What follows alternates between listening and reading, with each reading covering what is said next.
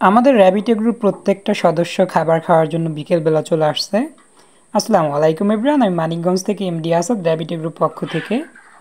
দীর্ঘদিন আমাদের ইউটিউব চ্যানেলে আমরা লং ভিডিও আপলোড করতে পারি নাই বিভিন্ন ব্যস্ততার কারণে। এখন যেহেতু মোটামুটি ফ্রি হয়েছি, সো এখন থেকে আমরা নিয়মিত লং ভিডিও আপলোড করার চেষ্টা করব। আর বিকেলবেলা আমাদের প্রত্যেকটা হাঁস কিন্তু খাবার খাওয়ার জন্য চলে আসছে। এখন আমাদের টিমটা অনেকটা বড় হয়েছে, মাশাআল্লাহ দেখতে অনেক সুন্দর লাগতেছে।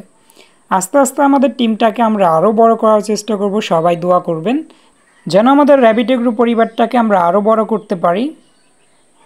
আর নতুন উদ্যোক্তাদের বা নতুন খামারিদের সঠিক পরামর্শ দিতে পারি, সঠিক বাচ্চা দিতে পারি। সবাই দোয়া করবেন। একটা সময় যে র্যাবিট গ্রুপ পরিবারে মাত্র 2টা খরগোশ ছিল, আলহামদুলিল্লাহ আল্লাহ তাআলার অশেষ রহমতে আজকে আমাদের র্যাবিট গ্রুপ পরিবারটা মোটামুটি ভালোই বড়, খুব বড় না হলেও মোটামুটি বলা যেতে পারে বড়ই আছে। আরও কিছু আমাদের কিন্তু বাচ্চাও আছে চীনা হাঁসের। আর এখানে হচ্ছে অধিকাংশই আমাদের প্যারেন্টস চীনা হাঁস, আর কিছু আছে হচ্ছে খাকি ক্যাম্বেল 3 থেকে 4 মাসের বাচ্চা, যেগুলো হচ্ছে মাথায় ঝুঁটি নেই, মানে পাতি হাঁস। এগুলোকে বলা হয় খাকি ক্যাম্বেল হাঁস। যদি আমরা সবাই কিন্তু সচরাচর পাতি হাঁসই বলে থাকি এগুলোকে, যদিও জাতের দিক বিবেচনা করলে এগুলো হচ্ছে খাকি ক্যাম্বেল হাঁস। এগুলোকেও মূলত আমরা প্যারেন্টস হিসেবে রেখে দিয়েছি খাকি ক্যাম্বেলগুলোকে। আর আমেরিকান ক্রেস্টেড ডাক বা চেস্টেড ডাক যেটাই বলেন ঝুঁটিওয়ালা, এগুলো তো আমাদের পূর্বেরই কিছু প্যারেন্টস ছিল। টোটাল সব মিলিয়ে আমাদের হচ্ছে ফিমেল আছে 5টা আর মেল হচ্ছে আছে 2টা। টোটাল হচ্ছে ঝুঁটিওয়ালা আছে আমাদের 5টা, আর খাকি ক্যাম্বেল হচ্ছে 9টা আছে শুধু ফিমেল। মেল রাখি না একটা কারণে, আমাদের যে ঝুঁটিওয়ালা হাঁস আছে এগুলোর সঙ্গে ক্রস হয়ে যেতে পারে। মানে ছেলে হাঁস যদি আমাদের ঝুঁটিওয়ালা মেয়ে হাঁসগুলোর সঙ্গে মিটিং করে, এর ফলে দেখা যাবে আমাদের কিন্তু ঝুঁটিওয়ালা বাচ্চাটা নষ্ট হয়ে যেতে পারে বা ঝুঁটি নাও আসতে পারে। এজন্য মূলত আমরা ঝুঁটিওয়ালা শুধু কেবল হাঁসাগুলো রেখেছি, আর ঝুঁটি ছাড়া হচ্ছে সব হাসি। যেহেতু আমরা বাচ্চা উৎপাদন করে সেল করবো, এজন্য মূলত এই পদক্ষেপটা আমরা গ্রহণ করেছি। আর আমাদের র্যাবিট গ্রুপ পরিবারে চীনা হাঁস হচ্ছে টোটাল 11 পিসের মতো প্যারেন্টস।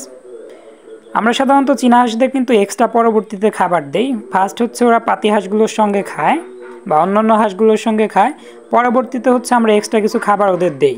কেননা চীনা হাঁস যেমন হাঁটা চলায় কিন্তু স্লো, এরা কিন্তু সব দিকে স্লো। যখন কিনা আপনি পাতি হাঁস এবং চীনা হাঁসকে একসঙ্গে খাবার দিবেন, দেখবেন অধিকাংশ ক্ষেত্রেই খাবার না খেয়ে দূরে দাঁড়িয়ে আছে। আর এর পাশাপাশি যদি খাবার একসঙ্গে খায়ও, ওরা কিন্তু তেমন একটা দ্রুত খাবার যেহেতু খেতে পারে না।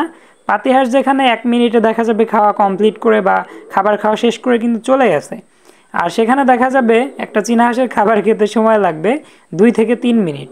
এত স্লো এরা খাবার খায়, আর তেমন একটা হচ্ছে বেশিও খাবার খায় না, যতটুকুই খায় এরা হচ্ছে স্লো খায়। এজন্য মূলত আমি কিছু খাবার বাড়তি রেখে দেই। যখন কিনা আমাদের পাতি হাঁসগুলো খাবার খেয়ে পেট ভরে চলে যায়, পরবর্তীতে হচ্ছে চীনা হাঁসগুলোকে এক্সট্রা আমরা খাবার দিয়ে দেই।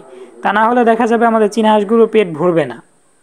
নিয়মিত যারা র্যাবিট পরিবারের ভিডিওগুলো দেখেন তারা কিন্তু জানেন আমরা কিন্তু অনেক দিন বাচ্চা বাহির থেকে কালেক্ট করে বা বিভিন্ন জেলা থেকে কিন্তু বাচ্চা এনে বাচ্চা সেল করতাম। এক্ষেত্রে দেখা যেত বাহিরের বাচ্চাগুলো মোটামুটি ভালো দিলেও আমাদের মানিকগঞ্জের যে ডিলারদের কাছ থেকে বাচ্চা আমরা আনতাম, সেক্ষেত্রে কিন্তু আমাদের প্রচুর পরিমাণ ঝামেলা হতো। অধিকাংশ ক্ষেত্রে কিন্তু তারা হচ্ছে বি এবং সি বাচ্চা ধরিয়ে বলে দিত নতুন হাঁসের ডিম, সেজন্য বাচ্চার সাইজটা একটু ছোট। যদিও আমি বুঝতে পারতাম, বাট কিছুই করার থাকতো না। বিভিন্ন বিষয় মিলিয়েই কিন্তু বিজনেসটাকে আমরা কিছুদিনের জন্য স্থগিত করে দিয়েছি কিছুটা। আর মূলত আমরা হচ্ছে বাহির থেকে এখন আর বাচ্চা না কিনে আমরা নিজেরা আরও কিছু প্যারেন্টস কিনে নেব, কিনে আমরা নিজেরাই বাচ্চা উৎপাদন করে এ গ্রেড বাচ্চাগুলোই আমাদের কাস্টমারদের বা সাবস্ক্রাইবার যেটাই বলেন তাদের কিন্তু দিতে পারবো।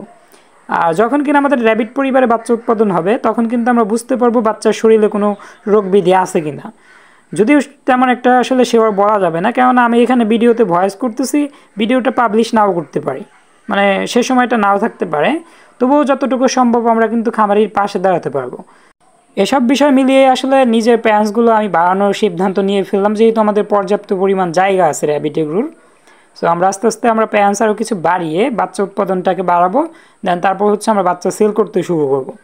আর যেন খুব দ্রুত আমরা সেল করতে পারি, এজন্য মূলত আমরা প্যারেন্টসগুলো কিনে নিচ্ছি। কেননা বাচ্চাগুলো যদি কিনে আমরা শুরু করতে যাই, বেশ কয়েক মাস আমাদের ওয়েট করতে হবে, যেটা আসলে আমার পক্ষে কোনোভাবেই সম্ভব না। র্যাবিট এগ্রোতে যেহেতু নিয়মিত বাচ্চা সেল হতো, সেক্ষেত্রে দেখা যাবে 2-1 মাস আমরা যদি সেলটা বন্ধ রাখি, তাও মোটামুটি আমরা কিন্তু বিজনেসটাকে রানিং রাখতে পারবো। আর যদি একেবারে 5-6 মাসের জন্য হারিয়ে যায়, এক্ষেত্রে দেখা যাবে আমাদের বিজনেসটা বন্ধ হয়ে যেতে পারে। আর সামনে এগুলো দেখা যাচ্ছে এগুলো হচ্ছে সাদা চীনা হাঁসের বাচ্চা, আর দুইটা হচ্ছে কালো চীনা হাঁসের বাচ্চা। এগুলো হয়তো আমরা প্যান্স হিসেবে রেখে দিতে পারি আমাদের র্যাবিট এগ্রোতে, সেটা আসলে শিওর না। যদি শিওর না হলেও আমরা কিছু হলেও রেখে দেবো সাদাগুলো।